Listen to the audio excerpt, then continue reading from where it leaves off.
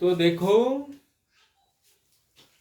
क्षार होते हैं आरएनएस के अनुसार जो बेस होते हैं उन बेस किन्हें कहा जाता है? जो जलीय विलयन के अंदर OH आयन प्रदान करते हैं उन्हें बेस कहा जाता है, क्षार कहा जाता है।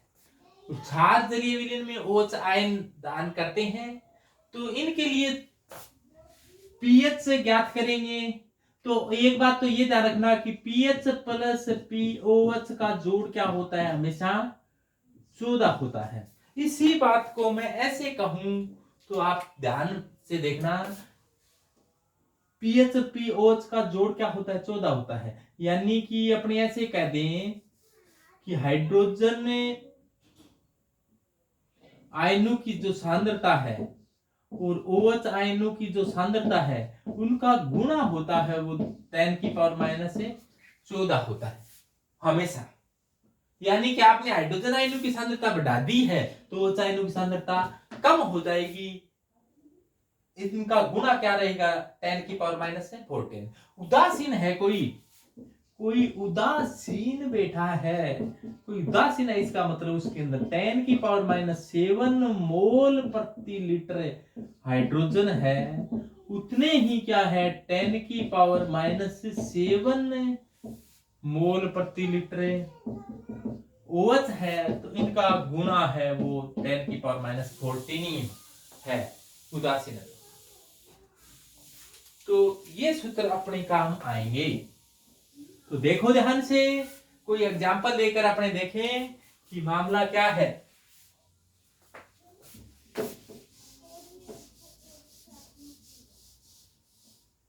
जैसे देखो कोई अपने क्वेश्चन ले लें कि 10⁻⁴ NaOH है कि पीएच ज्ञात करो। 10⁻⁴ NaOH की पीएच ज्ञात करो। तो ये ध्यान देना कि आप जल्दबाजी मत कर जाना, जल्दबाजी हमेशा परेशान करती है इंसान को।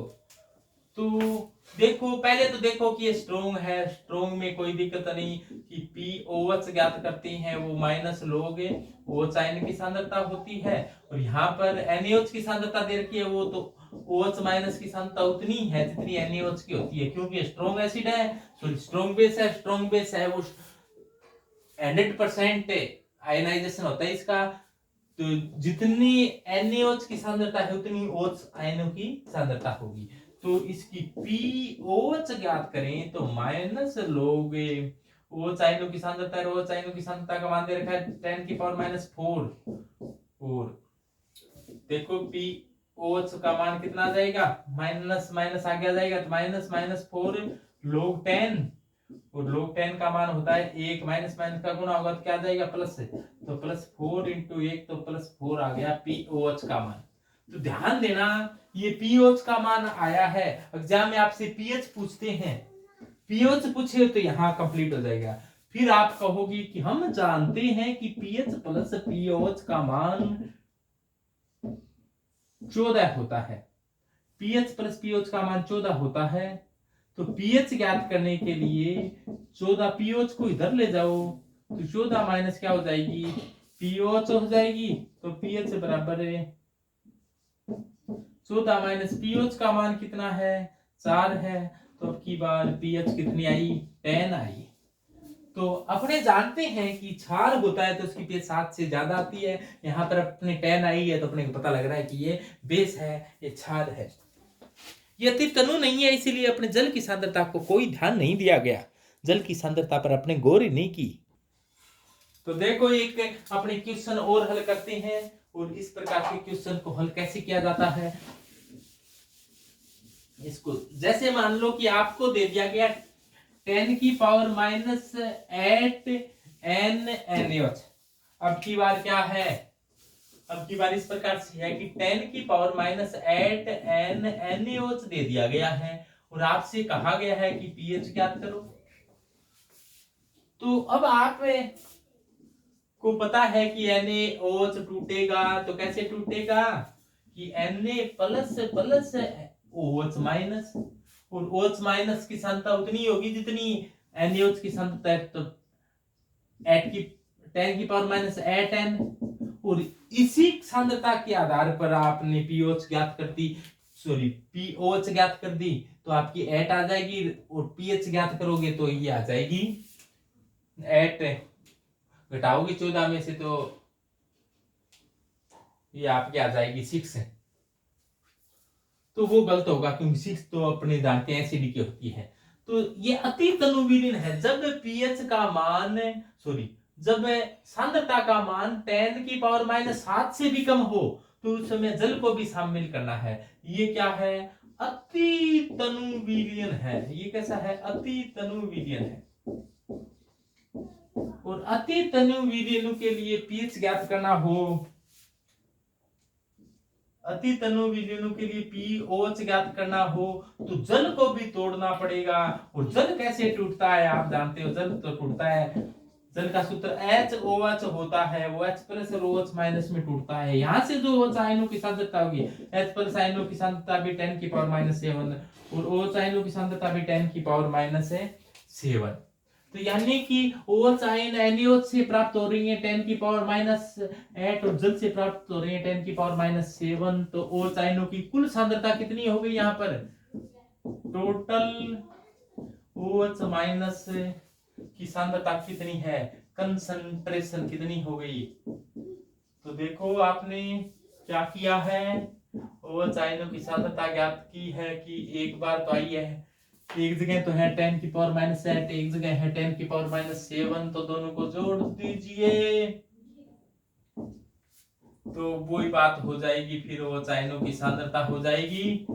इसको आप 10⁻7 को आप इस प्रकार से लिख सकते हो 10⁻8 into 10, और 10⁻8 है 10⁻8 को आप कॉमन ले लो, 10⁻8 को कॉमन ले लिया तो यहाँ पर बचा 1 और यहाँ पर बचा 10, तो 10 और 1 11 into 10⁻8 आ गई OH आयनों की सांद्रता। इसी प्रकार से OH आयनों की सांद्रता ज्ञात हो जाए तो पीएच ज्ञात है वो आसानी से कर सकते हैं, क्योंकि पीएच ज्ञात करने के लिए अपने को सूत्र का पता है कि पीएच होती है वो माइनस log हाइड्रोजन प्लस आयनों की सांद्रता होती है, और इसी प्रकार से पीओएच होता है वो माइनस log OH आयनों की सांद्रता होती है। और यहाँ पर OH आयनों की सांद्रता आ गई है 11 into 10⁻8, तो POH is equal to minus log base 10 11 into 10⁻8, और POH बराबर क्या आ जाएगा? माइनस log 10, और गुणा में होता है वो log में जुड़ जाता है, तो 11 प्लस log base 10 10⁻8, और माइनस को अंदर लिया हो तो minus log 11 minus log 10⁻8 minus 8, घातांक कहाँ चली जाती है? log में आगे चली जाती है, तो माइनस log 8 माइनस 8 तो आगे आ जाएगा, आगे आएगा तो क्या आएगा? यहाँ पर माइनस 8 आएगा, और माइनस माइनस प्लस हो जाएगा, तो माइनस का निशान है 11 का मान होता है 1.043, और माइनस माइनस माइनस प्लस हो गया, log 10 का मान 1 होता है, तो 8 आ गया, तो ये वही बात होगी, 8 में से 1.043 घटा तो ये आ गया लगभग, ये आ गया कितना आया? 8 में से घटेगा तो लगभग आ जाएगा ये 6.7,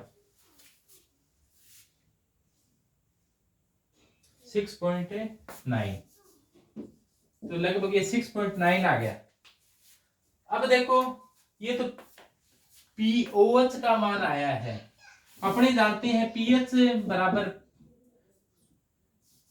दोबारा सुने, पीएच प्लस पीओएच, पीएच और पीओएच का जोड़ हमेशा 14 आता है, तो पीओएच ज्ञात करना हो तो 14 में से पीएच घटा दो, और यहाँ पर पीओएच ज्ञात करना हो है अपने को 14 में से पीएच का मान कितना आया? लगभग 6.9 आया है, तो 6.9 को घटा दो, जो भी उत्तर आएगा वो लगभग 7.1 आ गया, तो 7.1 है वो इसकी पीएच होगी, यानी कि उदासीन से हल्की सी ऊपर है 7.1।